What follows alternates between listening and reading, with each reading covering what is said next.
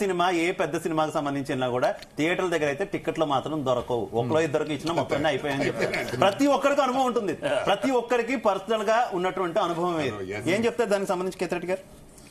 ఇప్పుడు ఆన్లైన్లో టికెట్లు బుక్ మై షోలో కొంత శాతం ఇస్తారు, కరెంట్ బుకింగ్ లో కూడా కొన్ని ఇవ్వాలా అనేది రూల్ ఉంటుంది అనమాట. వాళ్ళకు కొంచెం రూల్ ఉంటుంది. కరెంట్ బుకింగ్ లో కూడా ఇవ్వకుండా ఇప్పుడు వాడేం చేస్తాడంటే సర్వీస్ ఛార్జెస్ అని వేస్తాడు.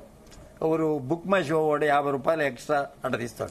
అదేవిధంగా 4K అని ఒకటి ఉంటుంది అనమాట, బిగ్ స్క్రీన్ సినిమా, దానికి డబల్ ద రేట్ ఉంటుంది. ఇప్పుడు ఈ గవర్నమెంట్ పుష్ప 2 కూడా అదే ఇప్పుడు ఈ డబల్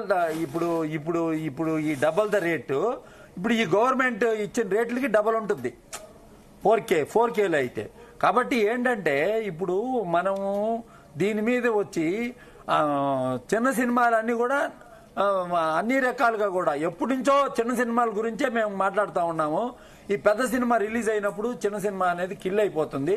ఇప్పుడు ఈ రేట్లు పెంచిన దాని వల్ల వచ్చేది ఏం లేదు. పాన్ ఇండియా సినిమాలు అంటున్నారు కదా మీరు, మలయాళం దేశంలో రిలీజ్ అవుతుంది, దేశం అంతా రిలీజ్ అయినప్పుడు ఇక్కడ రేట్లు పెంచుకోవడం, ఇక్కడ రేట్లు పెంచుకోవడం ఎందుకు?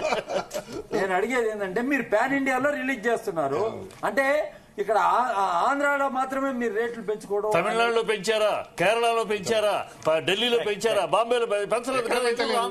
రెండు రాష్ట్రాలే, తెలుగు రాష్ట్రాలే పెంచుతారు, మీరు ఎక్కడా పెంచట్లేదు కదా. మరి మన పాన్ ఇండియా అన్నప్పుడు ఓకే శ్రీనివాస్ గారు కంటిన్యూ. శ్రీనివాస్ రెడ్డి గారు please continue. Hello, Srinivas Reddy గారు కంటిన్యూ.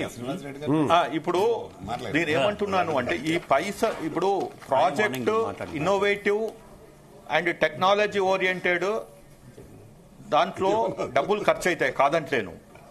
కానీ ఎప్పుడైతే మీరు